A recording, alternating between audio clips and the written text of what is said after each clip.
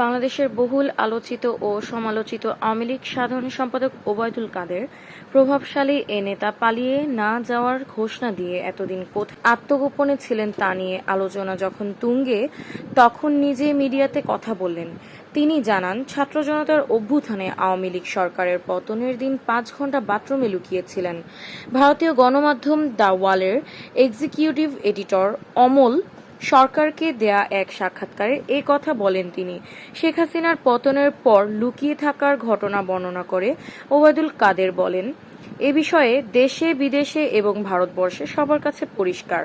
৫ August সেদিন ষড়যন্ত্রমূলক যে ছাত্র উত্থান, সে সময় আমি খুবই ভাগ্যবান। সেদিন আমার বেঁচে থাকার কথা ছিল না। তিনি বলেন, আমি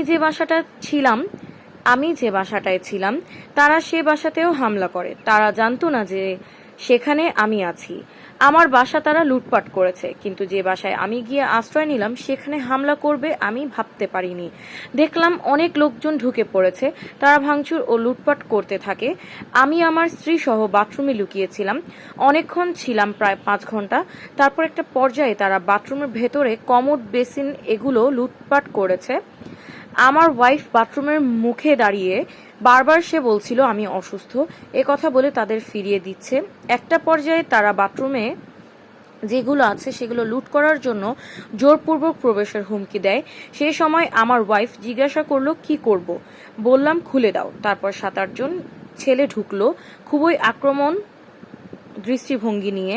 হঠাৎ তারা আমার দিকে তাকিয়ে, নেত্রী চলে গেল, আপনি যাননি কেন? আমি সবকিছু বললাম। তাদের মধ্যে কি উদয় হলো আমি জানি না। তারা আমাকে বলে আপনার ছবি তুলবো। তারপর ছবি তুলতে শুরু করলো, সেলফি নিচ্ছিল। এই ছাত্রদের অনেকে হয়তো আমাকে চিনতো।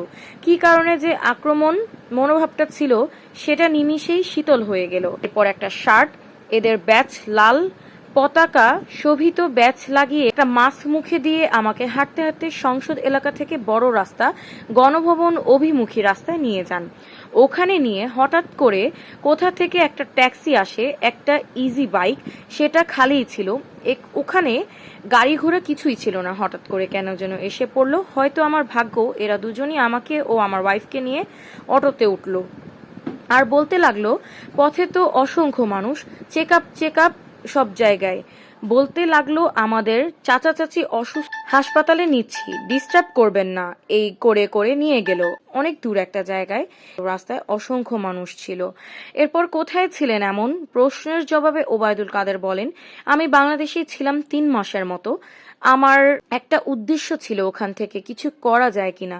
অ্যারেস্ট হচ্ছি আমি তো নেত্রীর পরেই, তখন ২০০ খুনের মামলায় আমি আসামি হয়ে গেছি। এই অবস্থায় অনেকে বলল, আবার এখান থেকে অনেক অনুরোধ যাচ্ছিল আমি যেন সতর্কভাবে এদিকে চলে আসি। বঙ্গবন্ধু হত্যার পর ৯ মাস কলকাতায় ছিলেন, তারপর কি আর আসেননি? জবাবে কাদের বলেন, যখন যোগাযোগ মন্ত্রণালয়ের দায়িত্বে ছিলাম তখন এসেছি, আর বিজয় দিবসে আমাকে প্রধান অতিথি করেছিল তখন এসেছি। আপনি কাদের যে রইলেন, তারপর কোনো সমস্যা হলো না? ছেলেগুলো আপনাকে কোথায় পৌঁছে দিল, বা বিষয়টা তারা ফাঁস করেননি? ছেলেগুলো এমনটা করলো, এর কারণ কি? এমন প্রশ্নের জবাবে আওয়ামী লীগের সাধারণ সম্পাদক বলেন, আমি রাতেই ওখান থেকে সরে গিয়েছি, আমিও বুঝিনি ছেলেগুলো আওয়ামী লীগের ছিল কিনা। জবাবে কাদের বলেন, আওয়ামী লীগের হলে তো আমি চিনতাম। আপনার কাদের কিছু বিতর্কিত ভূমিকা ছিল। আপনি ছাত্রলীগ যুবলীগকে মাঠে নামিয়েছিলেন, তারপর জনরস তৈরি হয়ে গেল। ছাত্রলীগকে অভ্যুত্থান দমাতে বলেছিলেন কিনা সে বিষয়ে ওবায়দুল কাদের বলেন, আমি কখনো বলিনি যে ছাত্রলীগকে দমানোর জন্য। সেটা লন্ডন থেকে আমাদের এক ব্যারিস্টার নিঝুম মজুমদার ইউটিউবে এ কথা বলেন।